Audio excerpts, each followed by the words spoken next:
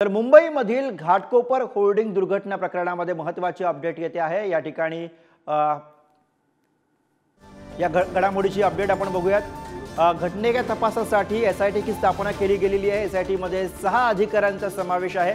एसआयटीच्या पथकाकडून भावेश भिंडेच्या घरामधून कागदपत्र जप्त करण्यात आली आहेत। एसआयटीने भावेश भिंडेच्या कंपनीमधील अधिकाऱ्यांचे जबाबही नोंदवलेले आहेत। तर घटनेच्या तपासासाठी एसआयटीची स्थापना करण्यात आलेली आहे आणि त्यात या महत्त्वाच्या बाबी समोर येत आहेत। एसआयटी मध्ये 6 अधिकाऱ्यांचा समावेश आहे।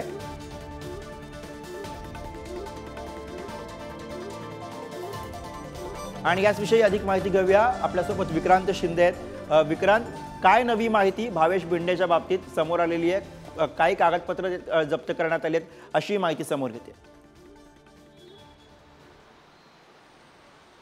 अगदी खरं आहे गुरुप्रसाद, ही जी एसआयटी स्थापन करण्यात आलेली आहे, तुम्ही जसं म्हणालात त्यामध्ये 6 अधिकाऱ्यांचा समावेश आहे। खरं तर त्यांनी जो तपास केला, तुम्ही जसं म्हणालात त्यांच्या घरी तपास करण्यात आला, त्यांच्या कार्यालयामध्ये भावेश भिंडेच्या कार्यालयामध्ये सुद्धा काही अधिकाऱ्यांचे काही कर्मचाऱ्यांचे जबाब नोंदवण्यात आले। सगळ्यात महत्त्वाची माहिती जी या प्रकरणात समोर येते आत्ताच्या घडीला ती अशी की भावेश भिंडे याचे 7 बँकांमध्ये वेगवेगळे अकाउंट होते आणि त्यानंतर आता पुढचा तपास नेमका काय केला जातोय तर त्याला हे कंत्राट, होर्डिंगचं कंत्राट नेमकं कसं मिळालं, या कंत्राटमधून त्याने किती पैसे कमवले, किती रुपये कमवले, या संदर्भातली चौकशी जी आहे ती आता चौकशी सुरू आहे।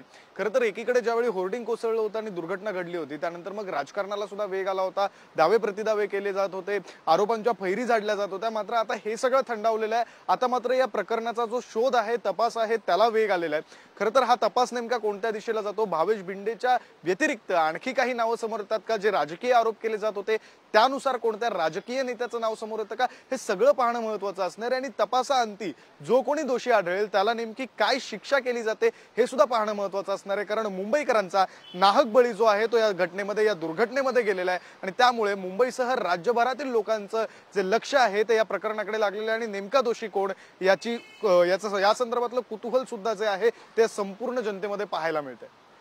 गुरुप्रसाद, तुम्ही म्हणताय त्याप्रमाणे आणखी काही नावं समोर येतात का, आणखी काही नवी माहिती समोर येते का, आपल्याला बघावं लागेल। धन्यवाद विक्रांत या सगळ्या सविस्तर माहितीसाठी। पुढे जाऊ बातमी।